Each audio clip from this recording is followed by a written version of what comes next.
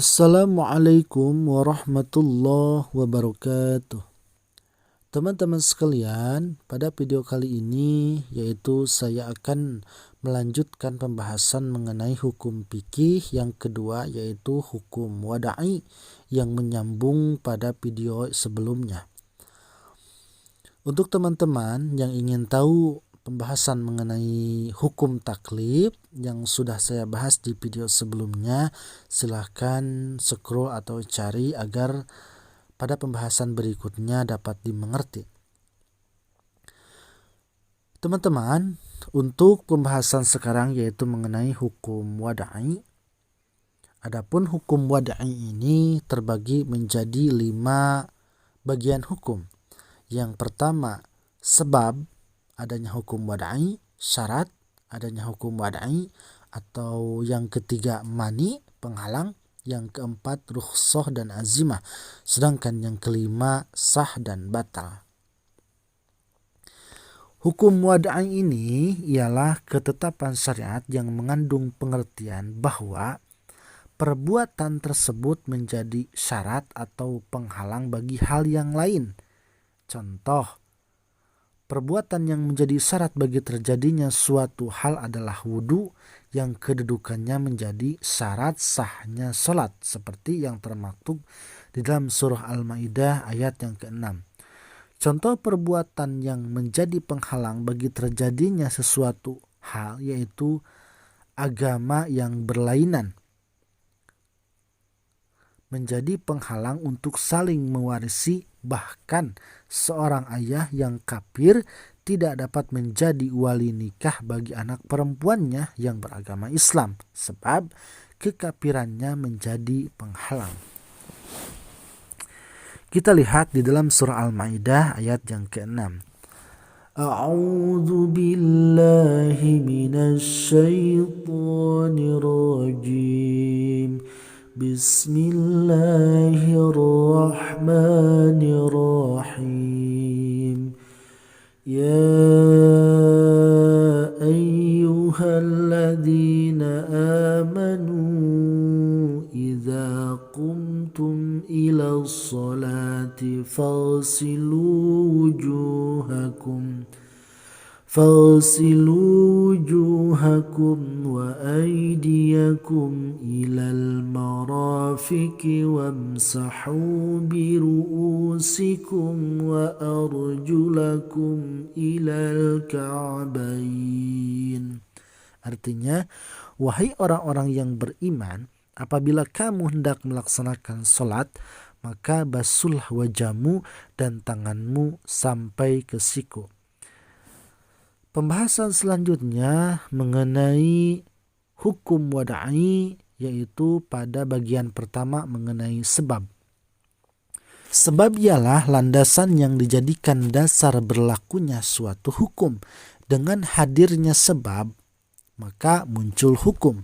Sebaliknya, apabila sebab tersebut tidak ada, maka hukum yang berhubungan dengannya juga tidak ada. Sebab terbagi menjadi 2 jenis, yaitu sebab yang menimbulkan hukum taklif.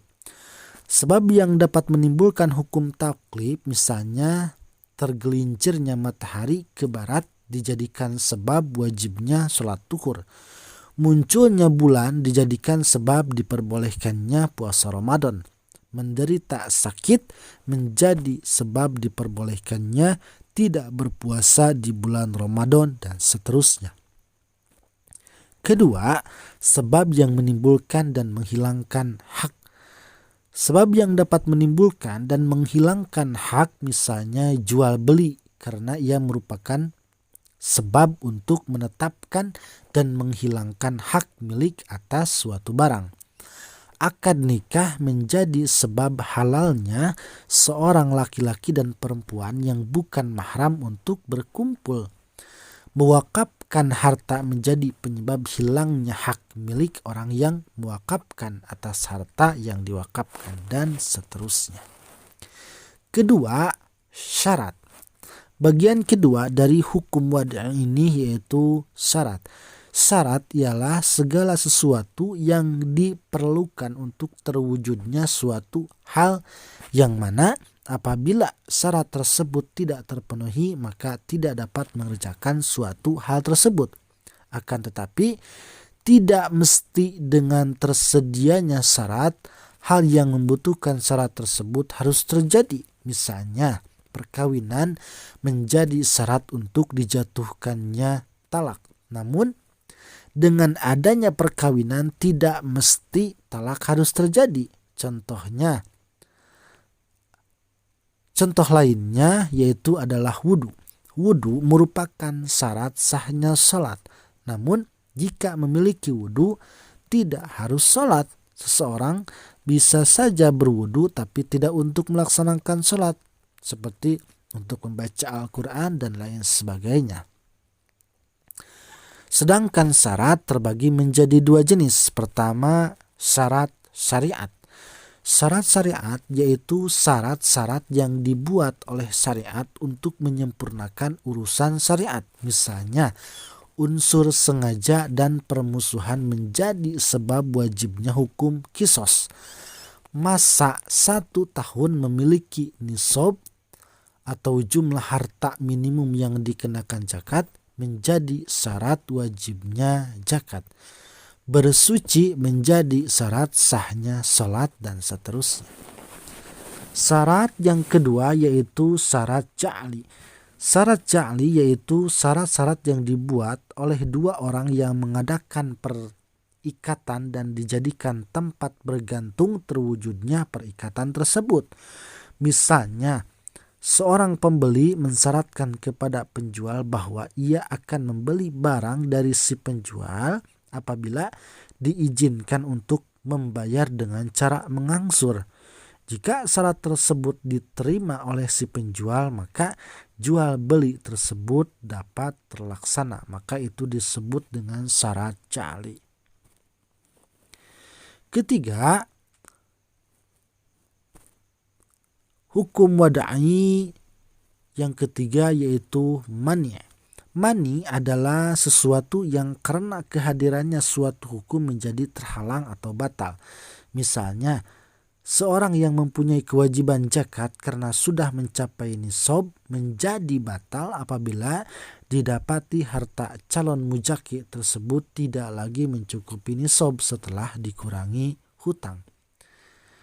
Yang keempat, hukum wadai bagian yang keempat adalah rukhsah dan azimah. Rukhsah ialah keringanan dalam syariat bagi mukallaf karena sebab-sebab khusus. Sementara azimah ialah peraturan syariat yang asli yang berlaku umum untuk semua mukallaf. Misalnya, memakan bangkai selain ikan dan belalang adalah haram untuk dimakan. Ini dinamakan azimah. Namun, apabila dalam keadaan darurah, maka diperbolehkan untuk memakannya dengan syarat secukupnya dan tujuannya tidak bermaksud untuk menentang ketetapan syariat. Ini dinamakan rukhsah. Contoh lainnya adalah wudhu. Wudhu merupakan syarat sahnya salat. Ini dinamakan azimah. Apabila tidak didapati air sama sekali untuk berwudu, maka diperbolehkan untuk tayamum, sehingga tayamum merupakan rukhsah. Bagian yang terakhir dari hukum wad'i ialah sihhah dan butlan atau sah dan batal. Definisi sah menurut syariat ialah perbuatan yang mempunyai akibat hukum karena terpenuhinya sebab syariat, syarat-syarat dan rukun-rukunnya. Misalnya, sholat menjadi sah apabila sebabnya sudah terpenuhi, yaitu masuknya waktu. Syaratnya terpenuhi, yaitu wudhu, dan rukun-rukunnya terpenuhi. Apabila salah satu di antara 3 unsur tersebut ada yang kurang, maka perbuatan tersebut tidak sah. Batal atau butlan ialah perbuatan tersebut tidak mempunyai akibat hukum. Segala yang dilakukan oleh mukallaf yang tidak sesuai dengan tuntutan syariat adalah tidak sah dan tidak mempunyai akibat hukum sehingga tidak dapat menggugurkan kewajiban, baik terdapat cacat pada sebab, syarat-syarat maupun rukun-rukunnya. Misalnya, Seseorang yang sudah suci dan sudah masuk waktunya sholat mengerjakan sholat, namun di pertengahan sholat ia kentut, maka syarat yang ia miliki batal dan menjadi batal pula sholatnya. Itulah pembahasannya mengenai hukum wadai. Mudah-mudahan bisa bermanfaat. Wassalamualaikum warahmatullahi wabarakatuh.